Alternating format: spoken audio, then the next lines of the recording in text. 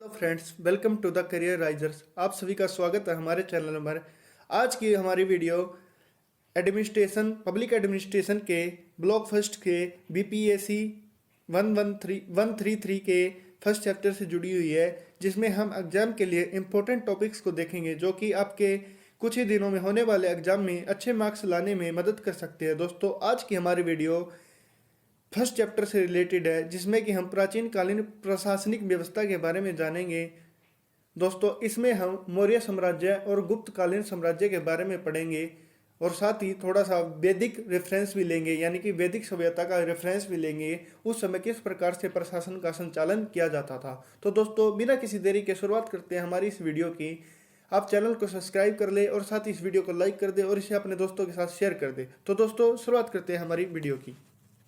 दोस्तों, सबसे पहले बात करते हैं प्राचीन भारतीय प्रशासन का विकास।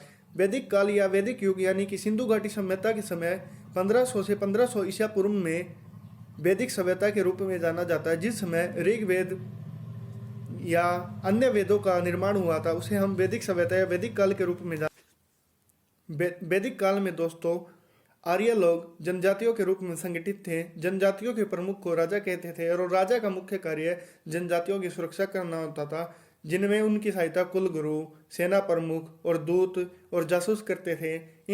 इन सभी अन्य पदाधिकारियों की सहायता से ही राजा अपना शासन चलाता था। राजा की शक्ति सीमित होती थी और यहाँ पर स्वत्य सभा और समिति नामक आदिवासी परिषदों द्वारा प्रतिबंधित होती थी।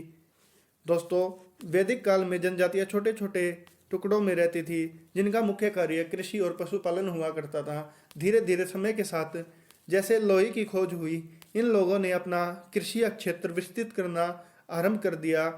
इस प्रकार दोस्तों, ये छोटे छोटे संगठित जनजातियां एक बड़े बड़े शहरों या महाजनपदों में विस्तृत होने लगी और समाज एक नए मुहाने पर आकर खड़ा हो गया, जिसके कारण दोस्तों काल के प्रभाव के कारण हम मौर्य साम्राज्य तक पहुंचते हैं, जहां पर हमें 16 महाजनपदों को एक अखंड भारत के रूप में देखते हैं, जिसका निर्माण चंद्रगुप्त मौर्य के द्वारा किया गया था। दोस्तों, आज हम जानेंगे कि मौर्य प्रशासन प्रणाली किस प्रकार से अपना कार्य करती थी और किस प्रकार के अधिकारी इस प्रशासनिक व्यवस्था में शामिल थे। तो दोस्तों, देखते हैं मौर्य प्रशासन प्रणाली को। दोस्तों, जब मौर्य वंश सत्ता में आया, कौटिल्य का लेख है जो कि आप सभी ने पढ़ा होगा, अर्थशास्त्र के नाम से, जिन्हें चाणक्य भी कहा जाता था। वह राज्य कला, आर्थिक नीति और सैन्य रणनीति के लिए एक लेख बन चुका था। कौटिल्य तक्षशिला विश्वविद्यालय में एक विद्वान थे। सम्राट चंद्रगुप्त मौर्य के शिक्षक भी थे और संरक्षक भी थे। भारतीय प्रशासन प्रणाली अच्छी तरह से विकसित की गई थी और कौटिल्य का ग्रंथ इस बारे में सबसे पहला विस्तृत विवरण देता है। तो दोस्तों, मौर्य प्रशासन के बारे में हम पढ़ते हैं। दोस्तों, भारतीय इतिहास ने मौर्य साम्राज्य के प्रारंभ के साथ नए युग में प्रवेश किया, क्योंकि पहली बार था कि भारत राजनीतिक एकता और प्रशासनिक एकरूपता को पा चुका था, यानी कि प्रशासनिक और राजनीतिक तौर पर भारत एक रूप में कार्य कर रहा था। मौर्य साम्राज्य के 4 प्रांतों में विभाजित किया गया था, जिनमें पूर्व में तोसली, पश्चिम में उज्जैन, दक्षिण में स्वर्णनगरी और उत्तर में तक्षशिला थे। मौर्य राज्य की राजधानी पाटलिपुत्र थी, जो कि आप सभी को पता है। मौर्यों ने प्रशासन की एक संगठित और विस्तृत प्रणाली विकसित की थी, यानी कि संगठित रूप से और एक बड़ी प्रणाली को विकसित किया था। केंद्रीय प्रशासन राजा के अधीन होता था, जो कि सेंट्रल जो एडमिनिस्ट्रेशन था और राजा के अंडर में काम करता था। इसके अतिरिक्त प्रांतीय प्रशासन, स्थानीय प्रशासन और राजस्व प्रशासन, ये सभी न्यायिक प्रशासन और सैन्य प्रशासन थे। यानी कि इतने प्रकार के प्रशासन थे हमारे, जिनमें कि प्रांतीय प्रशासन यानी कि प्रांतों यानी कि स्टेट का, और स्थानीय यानी कि ग्रामीण एरिया का, और राजस्व यानी कि आर्थिक रूप से जो संभालने वाला प्रशासन था, यानी न्यायिक और जुडिशियल प्रशासन, और सेना से जुड़ा हुआ प्रशासन। अब हम प्रशासनिक प्रणालियों पर चर्चा करेंगे। सबसे पहले हम केंद्रीय प्रशासन या सेंट्रल एडमिनिस्ट्रेशन के रूप में मौर्य साम्राज्य को देखेंगे कि सेंट्रल प्रशासन किस रूप में कार्य करता था। दोस्तों, जैसा कि आपको पता है, मौर्य प्रशासन में सर्वोच्च अधिकारी राजा हुआ करता था। उसी के अंदर सभी शक्तियां निहित होती थी। वह अपने राज्य की सुरक्षा के लिए उत्तरदायी होता था। वो नीतियों का निर्माण करता था और उनकी सीमा निर्धारित करता था, जिनकी पालना सभी अधिकारियों द्वारा की जाती थी और करनी भी होती थी। वह मंत्रियों और शाही प्रशासन के अन्य अधिकारियों को भी नियुक्त करता था। साथ ही राजा को सेना का प्रमुख, सेनापति और संपूर्ण सैन्य प्रशासन का शीर्ष भी माना जाता था। यानी राजा ही सेना और सेनापति को आदेश देता था कि किस पर आक्रमण करना है या कहाँ पर विद्रोह को दबाना है या किस प्रकार आक्रमण का सामना करना है। इस प्रकार राजा ही नीति का निर्माण करता था। मौर्य साम्राज्य अशोक से पहले अनिवार्य रूप से यह एक हिंदू प्रशासन था, क्योंकि मौर्य प्रशासन में अशोक से पहले सभी हिंदू राजा हुए थे और अशोक के बाद सभी बौद्ध धर्म को अपना लिए थे और बौद्ध धर्म के अनुयायी हो गए थे। हिंदू अवधारणा के अनुसार राज्य का सर्वोच्च प्रभुत्व धर्म या कानून की रक्षा करना होता है और राजा को इसका संरक्षक बनाया जाता था। यानी कि राजा का प्रमुख कार्य धर्म और कानून की रक्षा करना होता है। राजा कभी भी कानून की अवहेलना करने का साहस नहीं करता था और राजा को एक मंत्री परिषद के द्वारा सहायता प्रदान की जाती थी और साथ ही उसे सलाह भी दी जाती थी, जो राजा को प्रतिदिन के प्रशासन के संचालन में उसकी सहायता करती थी। आपातकाल के दौरान यह मुख्य रूप से उसका दायित्व बन जाता था। राजा पर ब्राह्मणों का बहुत प्रभाव था और राजा उनकी अवज्ञा कभी नहीं कर सकता था, यानी कि उनकी बात कभी नहीं टाल सकता था। राजा ब्राह्मणों का आदर सम्मान करते थे, वह हमेशा उनके समर्थन की ओर देखते थे। इसके अतिरिक्त चूंकि मौर्य साम्राज्य की शक्तियाँ प्रकृति में विकेंद्रीकृत थी, इसलिए प्रांतीय राज्यपाल और प्रांतीय मंत्रियों को राजा को सभी प्रांतीय मामलों में सलाह देने का अधिकार था। यानी कि एक सेंट्रल एडमिनिस्ट्रेशन में सभी को राजा को सलाह देने का अधिकार होता है और राजा को उनकी बात माननी होती है। मंत्रियों की संख्या अलग अलग हुआ करती थी मंत्रालयों में, जो कि फिक्स नहीं थी। मंत्रियों को धर्म व धन के मामले में अपनी योग्यता को घोषित करना होता था, यानी कि उनको अपना धर्म और अपनी आय या इनकम को घोषित करना होता था। आपातकाल के समय में राजा को मंत्री परिषद द्वारा बहुमत से लिए गए निर्णय द्वारा निर्देशित किया जाता था। यानी कि 10 में से अगर 6 मंत्री किसी विषय पर सहमति बनाते हैं तो राजा को वह विषय स्वीकार करना होता था। इसके अतिरिक्त नौकरशाही एक सुसंगठित पदानुक्रम में कार्यकारी, न्यायिक और राजस्व कार्यालयों को संभाला करते थे। यानी कि जो एडमिनिस्ट्रेशन था या नौकरशाही थी, जिसे आज हम भारत में आईएएस या आईपीएस के रूप में जानते हैं, उस प्रकार की प्रणालियाँ राजस्व यानी कि आज के समय का हम आरएएस मान सकते हैं, इन कार्यालयों को संभालते थे। संपूर्ण प्रशासन प्रणाली को विभागों में संगठित किया गया था, यानी कि पद के अनुसार बड़ा, छोटा, उससे छोटा या एक विभाग के रूप में, जिस विभाग में सभी प्रकार के जो हमारे कर्मचारी होते हैं किस प्रकार कार्य करते हैं, उस विभाग की तरह इन विभागों की अध्यक्षता एक अध्यक्ष के द्वारा की जाती थी, जिसे इस अध्यक्ष की सहायता के लिपिक, लेखाकार और गुप्तचर हुआ करते थे। लिपिक यानी कि स्टेनो और कलरक्स वगैरह, और यहाँ पर गुप्तचर या जासूस हुआ करते थे। जो इसके अतिरिक्त उच्च अधिकारियों के 2 पद होते थे, जिनका नाम समाहर्ता और सन्निधाता था। समाहर्ता पूरे मौर्य साम्राज्य के लिए राजस्व का संग्राहक था, यानी कि वो टैक्स इकट्ठा करते थे, अतः खर्च वाले भाग पर भी उसका नियंत्रण होता था, यानी कि कितना टैक्स आया है और कितना खर्च करना है। सन्निधाता का पद कोषागार और भंडार के प्रभावी के अधिकारी का था। इसके अतिरिक्त सेना के मंत्री, मुख्य पुजारी और किले के संरक्षक जैसे अन्य अधिकारी भी थे। और हम बात करते हैं सन्निधाता का पद कोषागार, यानी कि जो हमारी मुद्रा है और उसके भंडार से जुड़े अधिकारी थे कि कितनी मुद्रा हमारे पास है, कितना राज्य खजाना है। इसके अतिरिक्त सेना के मंत्री होते थे जो सेनापति, और मुख्य पुजारी जो राजा के मुख्य कुल गुरु या पुजारी कह सकते हैं, और किले के संरक्षक या किले की रक्षा करते थे वह अधिकारी थे। अब बात करते हैं हम मौर्य साम्राज्य के प्रांतीय शासन की। प्रांतीय शासन में दोस्तों हमें पूरे साम्राज्य को 2 भागों में विभाजित किया गया था। वह राज्य जो राजा के प्रत्यक्ष शासन के अधीन था, यानी कि जो राजा के अधीन अधीनस्थ क्षेत्र में आता था, जिसमें राजा का सीधा सीधा प्रभाव झलकता था, वो राजा के अधीन का क्षेत्र था। और दूसरा क्षेत्र जागीरदार राज्य, यानी कि जागीरदारों की नियुक्ति की जाती थी, जो कि जमींदार या बड़े या राजा द्वारा नियुक्त कोई व्यक्ति, जहाँ राजा के एक संरक्षक के रूप में एक कार्यभार संभालता था, उसे जागीरदार राज्य कहते थे। मौर्य साम्राज्य जो राजा द्वारा सीधे शासित था, उसे प्रांतों में विभाजित किया गया था, जिन्हें जनपद कहा जाता था। अशोक के पास 5 प्रांत थे जिनकी राजधानियां थी तक्षशिला, उज्जैन, तोसली, स्वर्णगिरी और पाटलिपुत्र। प्रत्येक प्रांत को जिलों में विभाजित किया गया था और प्रत्येक जिले को फिर से इकाइयों में विभाजित किया गया था। यानी कि प्रांत यानी कि स्टेट से जिला और जिले से फिर ब्लॉक्स। हालांकि इन केंद्रों में शासित मौर्य प्रदेशों के अतिरिक्त जागीरदार राज्य भी थे, उनके पास अत्यधिक स्वायत्तता थी। यानी कि जागीरदार राज्य भी अपने आप में स्वतंत्र रूप से कार्य करते थे। प्रांतीय प्रशासन भी केंद्रीय प्रशासन के समान कार्य करता था।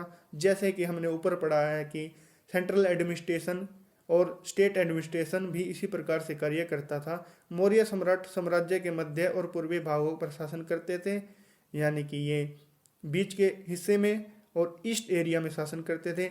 अन्य क्षेत्रों पर प्रांतीय राज्यपालों का शासन था, यानी कि गवर्नर जो राजा द्वारा नियुक्त था वो प्रांतीय राज्यों में शासन करते थे। प्रांतीय राज्यपाल प्रांतीय प्रशासन के दिन प्रतिदिन के संचालन के लिए उत्तरदायी होते थे। उनसे यह अपेक्षा की जाती थी कि वे केंद्रीय प्रशासन के साथ महत्वपूर्ण मामलों में परामर्श करेंगे, यानी कि जो भी कोई भी महत्वपूर्ण कार्य या आपातकाल होगा वे राजा से इसके बारे में चर्चा करेंगे और उनका परामर्श लेंगे या परामर्श देंगे। जिलाधिकारी जो आज के समय में भी हम देखते हैं डीसी या डिस्ट्रिक्ट मजिस्ट्रेट के रूप में। रिपोर्टर लिपिक भी थे जो प्रांतीय प्रशासन को सुचारू रूप से चलाने में सहायता करते थे।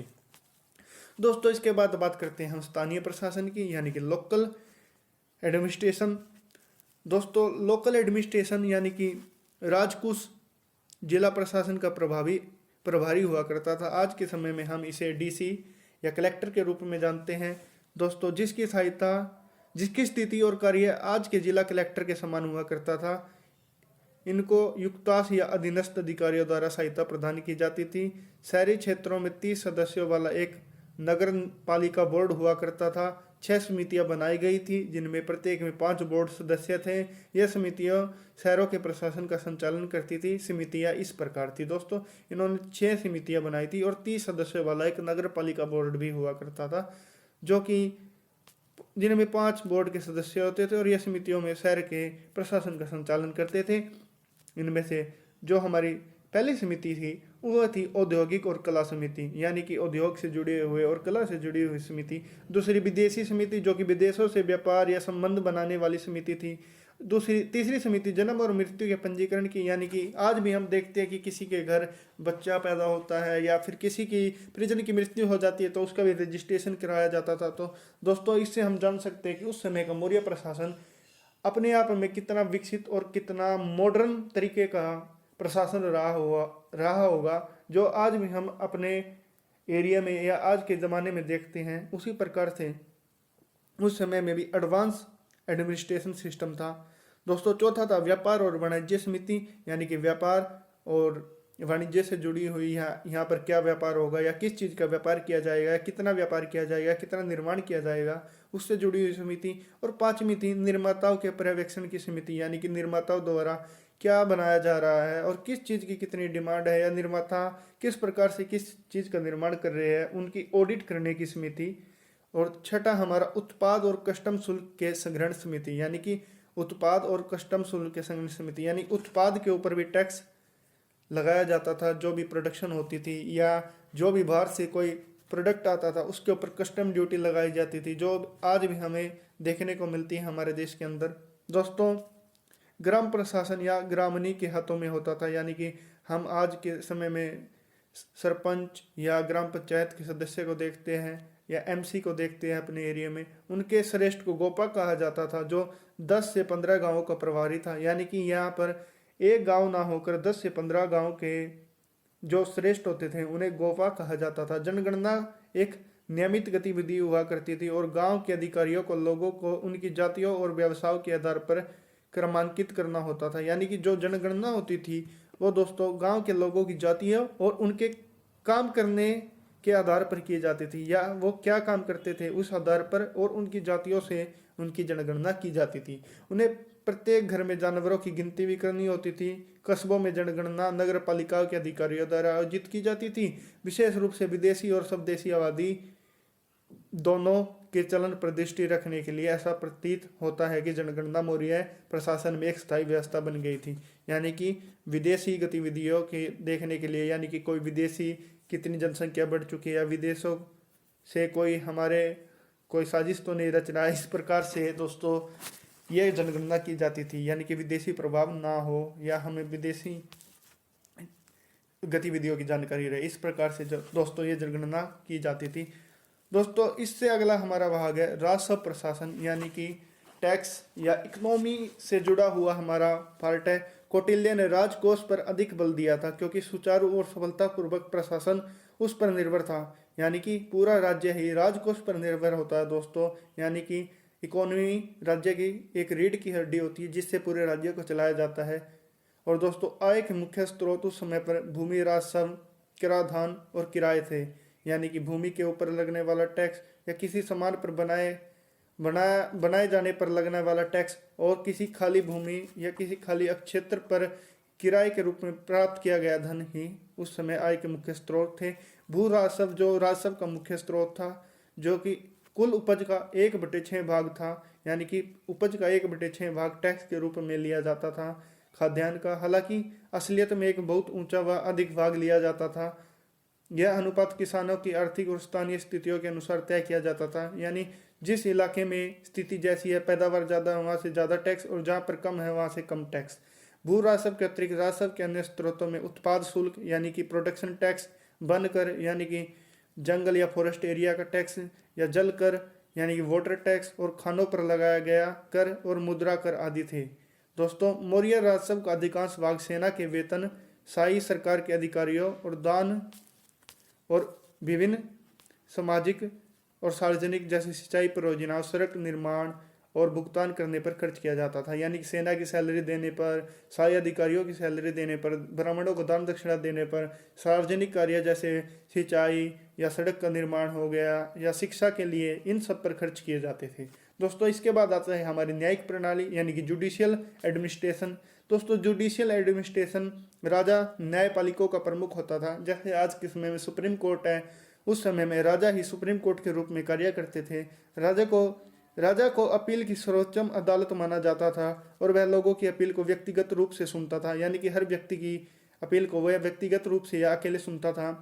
परंतु मौर्य साम्राज्य विशाल हुआ करता था, राजा के लिए हर मामले को हल करना संभव नहीं था, इसलिए उन्होंने इस उद्देश्य से कई न्यायाधीशों की नियुक्ति की थी। राजा ने खुद ही कई न्यायाधीशों की नियुक्ति कर दी थी जो सामान्य मामले सुनते थे। हालांकि अशोक के शासनकाल में न्यायिक प्रणाली में कई सुधार पेश किए गए। अशोक ने इसमें कोई सुधार किए थे। उनके शासनकाल में क्षमा प्रदान की जाती थी, जैसे कि आज के समय हम देखते हैं राष्ट्रपति द्वारा क्षमा याचना प्रदान की जाती है आर्टिकल 72 के द्वारा। सर्वोच्च न्यायालय राजधानी में स्थित हुआ करता था और मुख्य न्यायाधीश को धर्माधिकारीन कहा जाता था, जो कि हमारे चीफ जस्टिस हुआ करते थे। प्रांतीय राजधानियों और जिलों में अमात्य के अधीन अधीनस्थ न्यायालय थे, यानी कि प्रांतीय राजधानियों में यानी कि स्टेट की जो कैपिटल्स हुआ करती थी उनके अंदर इन्हें अमात्य कहा जाता था। और गांव और कस्बों के मामलों में निपटारा क्रमशः ग्राम वृद्धा और नगरण्य वाहिया का मात्रा, ये पढ़ लेना दोस्तों, बहुत ही मुश्किल शब्द है, द्वारा किया जाता था। यानी कि ग्राम वृद्धा और नगरण्य वाही कर मात्रा द्वारा किया जाता था। अपराधियों को जुर्माने, कारावास, उत्पीड़न और मृत्यु जैसे विभिन्न प्रकार के दंड दिए जाते थे। जैसे कि आज की कोर्ट में भी टैक्स या जुर्माना लगा दिया जाता है। जुर्माना ना देने की उसमें उसे कारावास की दिनों की संख्या बढ़ा दी जाती है। उत्पीड़न, और उन्हें उस समय पर दोस्तों उत्पीड़ित भी किया जाता था, यानी टॉर्चर भी किया जाता था, और मृत्यु जैसे दंड के प्रावधान भी थे।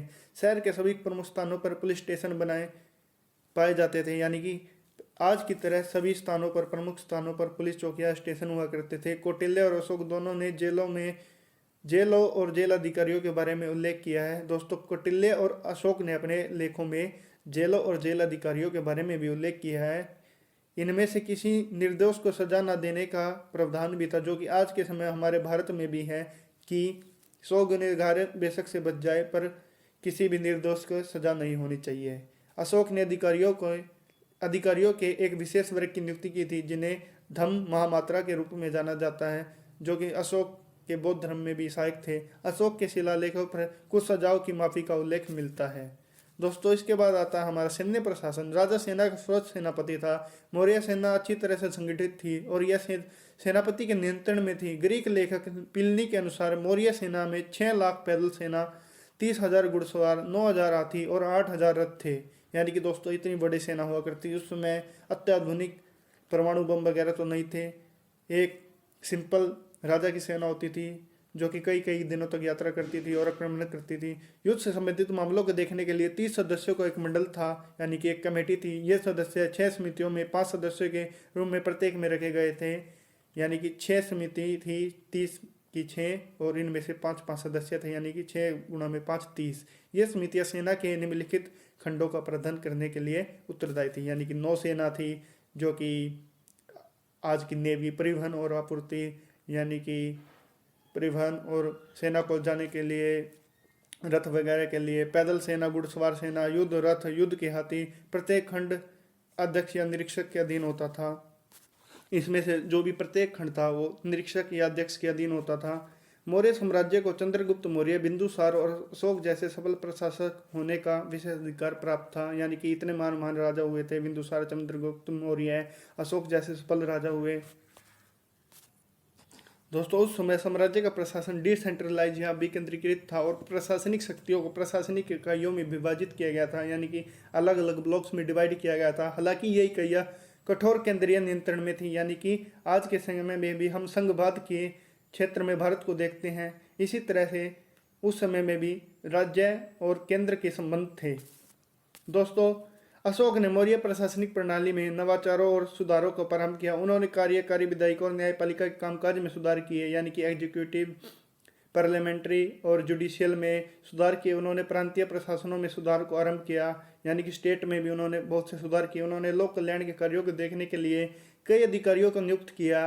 अशोक ने अधिकारियों की एक विशेष वर्ग की नियुक्ति की जिन्हें धम्म मात्रा के रूप में लोगों को सामग्री और उनकी आध्यात्मिक कल्याण की देखभाल के लिए नियुक्त किया गया था। वे व्यक्ति धर्म के सुसमाचार को प्रसार करते थे, यानी कि बौद्ध धर्म की शिक्षा को वे लोगों तक प्रसारित करते थे और उन्होंने आध्यात्मिक शिक्षा देते थे।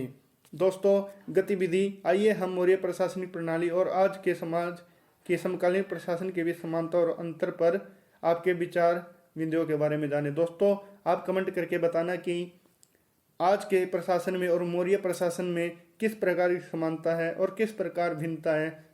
तो दोस्तों आपको ये वीडियो कैसी लगी इसमें कमेंट करिए और अपने विचार इसके बारे में प्रकट किए और वीडियो को लाइक करिए और साथ ही चैनल को सब्सक्राइब करिए। आगे की वीडियो आपको जल्दी चैनल पर मिल जाएगी। तब तक के लिए goodbye, see you, take care.